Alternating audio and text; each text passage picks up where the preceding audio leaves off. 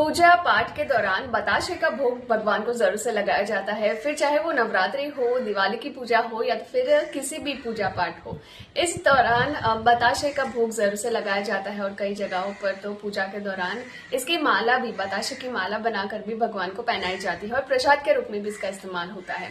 बताशे को आप पताशा भी बोलते होंगे और अलग अलग जगहों पर इसको अलग अलग नाम से जाना जाता है। तो बताशे का भोग अगर आप भगवान के लिए बनाना चाहते हो तो आप बाहर से ना खरीदें, क्योंकि बाहर जो बताशे बनाए जाते हैं वो बहुत ही अनहाइजीन तरीका होता है। आप घर पर ही बताशा बना सकते हो। बहुत ही इजी रेसिपी है। आज हम इस वीडियो में जानेंगे कि घर पर आप बताशा कैसे बना सकते हो और इसकी शुरुआत कैसे हुई। शरद ऋतु के महीने में भारत के अलग अलग हिस्सों में गन्ने की कटाई हुआ करती थी और इस टाइम पर व्यापारी लोग गन्ने का अलग अलग तरीके से इस्तेमाल करना चाहते थे। तो इन व्यापारी लोगों ने क्या किया, जैसे कि आप जानते होंगे कि चीनी गन्ने में से बनाई जाती है, तो उन्होंने क्या किया, चीनी और पानी को मिक्स करके एक चाशनी जैसा बना लिया और इसके अंदर बेकिंग सोडा डाल के ये बताशा बनाना शुरू किया। लोगों को काफी ज्यादा पसंद आया और जो लोगों को पसंद आता है वो पहले भगवान को चढ़ाया जाता है। तो इस तरह से बताशे की शुरुआत हुई प्रसाद के रूप में और फिर वो पूरे भारत देश में फैल गया और अब हर जगह पूजा में इसका इस्तेमाल होता है। जैसे कि वो अक्खी चीज होती है इसलिए भगवान को चढ़ाई जाती है, जैसे कि हम भगवान को अक्खा लड्डू चढ़ाते हैं, फ्रूट्स चढ़ाते हैं।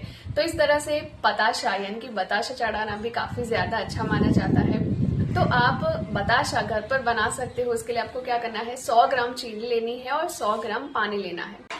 अच्छे से इसको पकाते जाना है कढ़ाई में जब तक कि एक गाढ़ी चाशनी ना हो जाए। आप इस तरह से भी पहचान सकते हो कि ये जो चाशनी है वो आपकी कढ़ाई में आसपास लगना शुरू हो जाना चाहिए, यानी कि सफेद सफेद आपको चाशनी जैसा दिखना चाहिए। तो फिर जैसे ही चाशनी बन जाती है आपको क्या करना है, 2 से 4 चुटकी बेकिंग सोडा डालना है। बेकिंग सोडा को आप मीठा सोडा, खाने वाला सोडा, सोडा बाइकार्बोनेट भी बोलते हो। तो बेकिंग सोडा आपको 2 से 4 चुटकी डाल देना है और अच्छे से मिक्स करना है जब तक ये सिरप पूरा व्हाइट ना हो जाए। आपकी जो चाशनी है वो पूरी सफेद हो जानी चाहिए। तो जैसे ये सफेद हो जाती है आपको क्या करना है, फटाफट से एक चम्मच लेकर एक बर्तन के ऊपर या तो फिर थाली में आपको इसको डालते जाना है कॉइन की साइज में, जैसे कि पताशा होता है। तो इस तरह से आप पताशा फटाफट डाल दें, क्योंकि ये जो सिरप ठंडा होगा तो एकदम से जम जाएगा। तो फटाफट से आपको सारा सिरप आपको एक एक कॉइन की साइज में आपको डाल देना है, एक एक चम्मच से। फिर जैसे ही ठंडा होगा तो आप इसको यूज कर सकते हो, प्रसाद में ऐसे ही खा सकते हो।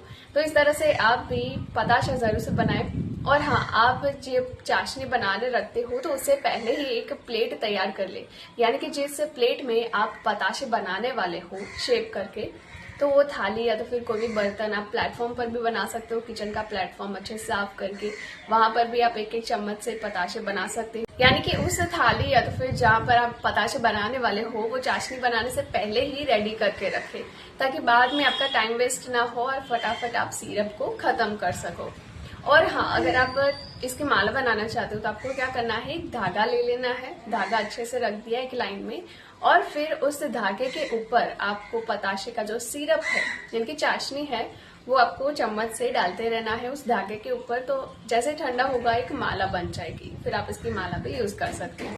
तो इस तरह से आप भी पताशे घर पर एक बार जरूर से बना के देखिए। आपको अच्छा लगे तो मुझे कमेंट भी कर सकते हो। तो इस वीडियो को आप सबके साथ जरूर से शेयर करें और मेरे चैनल को सब्सक्राइब करना ना भूलें।